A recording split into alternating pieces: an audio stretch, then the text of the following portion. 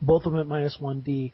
Or if he wanted to, he could just choose to activate one this turn and activate one next turn, declaring them both as just single actions, so he'd get no negative to it, and then have the power fully activated on the third turn.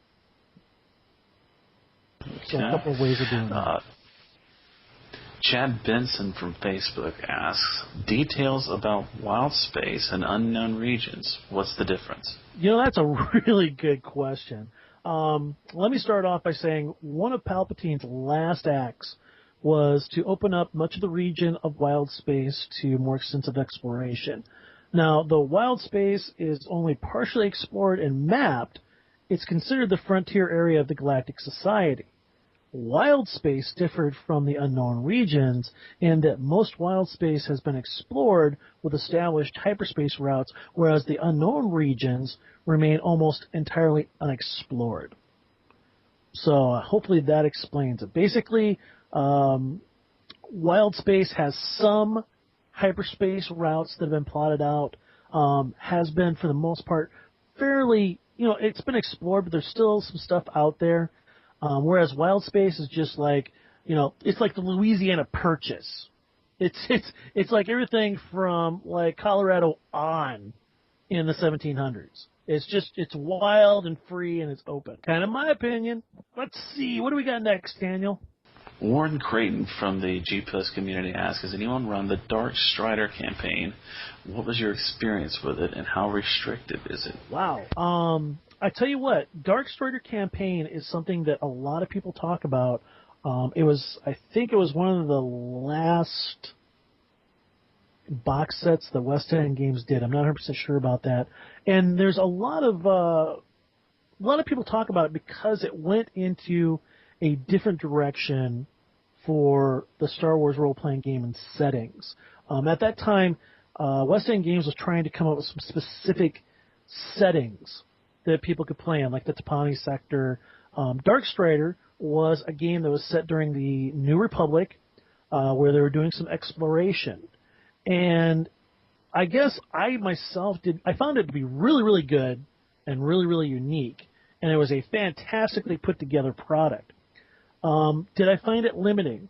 Not really. I mean, in so much as, it had a specific direction that it was going, and it had something very specific it was doing and trying to do. I don't think I would consider that limiting in and of itself. Well, anyway, that's just my opinion about it. I don't think it's terribly restrictive in that, it's a setting. And I guess, when you're dealing with settings, there are a certain amount of restrictions that you have, but I mean, I don't see them as being insurmountable, and I don't think it takes anything from the product. In fact, I highly recommend Dark Strider campaign. I have read through the main book. I like it because it's something different. But I wish I had the full box set, but unfortunately that's just way, way too expensive to try to get. I own it! I've shown you a picture of it. I've held it in front of the camera, I think. Mm-hmm. Worf Baca from the Ranker Pit asks, has anyone ever dealt with non-force-based psionic abilities in the Star Wars D6 RPG? How did you do this? Well, I don't know. You want to take this down? You want me to jump on my soapbox? Well, let's see. If I were to allow psionics in my game, I would just copy and paste the what are those abilities from D6 Space? Meta something? I know what you're talking about. I can't remember off the top of my head, but yeah. That's what I would use. I would just, because that's interchangeable. True. I mean, Open D6 doesn't translate 100% across to D6, but it does a very good job. I agree. Mm-hmm. Metaphysics. But to be honest, I wouldn't allow it. Yeah, me neither. I'm on the same page with Daniel. Psionic powers, Star Wars universe. Unless you want to make the Force not as cool as it is. Right. Now, if you wanted to say do an alternative world type Star Wars game, or stick the characters on a planet that is, like has no ability in the Force, that I could Ooh, see. use them Vong with psionic powers. Yeah. Well, I tell you what, guys, if I were to allow psionics, just an FYI, I mean, just, as an exercise, in the game, I would create a psionic power like the Force powers. Like you've got Sense, Alter, and Control. I would just make one that said psionics. And I would make it a difficult skill, doubling its costs. So it basically would be kind of expensive to increase. I would create a number of psionic skills, like Force powers. Some of them I probably would just rob them straight from the Shatter Zone main rule set. That's based more upon the Torg mechanics, but the explanations, and the genericness of the psionic skills they have are quite good. And like Force skills, they would have requisite psionic skills, and skill difficulties would be based upon the skill itself and what you think would allow what the game mechanic would be. And then you would go ahead and just run it like a Force skill.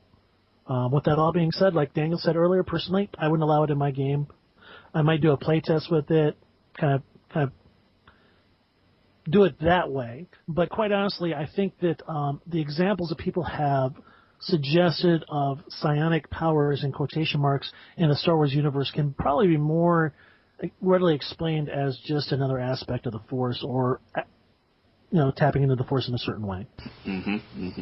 Now, moving ahead, Roland Spiel asks over at the Ranker Pit, is or are there any official publications that provide resources for high-level wargaming in the Star Wars universe? Not the 9th.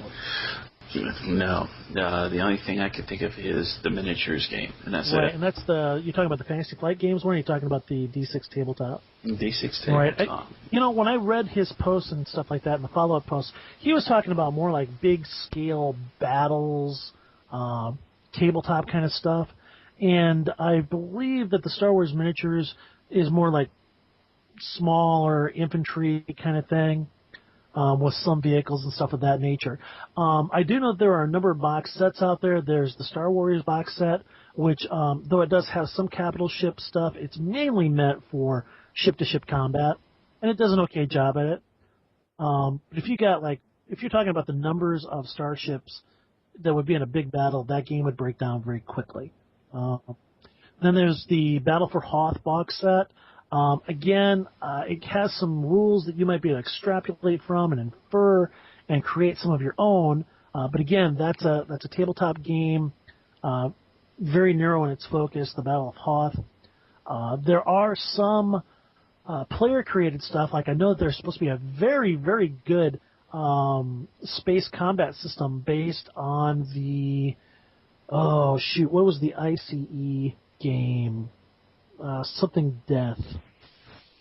Well, anyways, we'll figure it out. No. But anyhow, that's out there floating around. But as for that, nothing that's really large scale. I mean, if you're talking like something above command level, like Avalon Hill's Squad Leader, I mean, if you're talking like much, much bigger, like Axis and Allies kind of stuff, as far as I know, it doesn't exist. But I tell you what, if so moved as to do so, sir, you create it and we'll talk about it. Hey, absolutely. We love handling, player-created source books and whatnot. We'll be handling, as a matter of fact, we'll be talking about in an upcoming episode, James Spawn's The Dark Time source Yay! book. And we're actually going to have him on the show to discuss it. We got another guest that's going to be coming up too. That's right. Next episode we'll have Andrew Zavodin. Some of you may know of him as BSD Oblivion. Yes, BSD Oblivion. The owner and caretaker of the D6 Holocron. Yep. I tell you what, I like that spot, and I wish people would stop spamming him. Nasty people. I agree. I don't get it. Why even do that kind of stuff? It just makes no sense at all. I mean, go spam Facebook. Speaking of which, is it RPG HoloNet or RPG, the one that got hacked and it's now sending everybody to Facebook?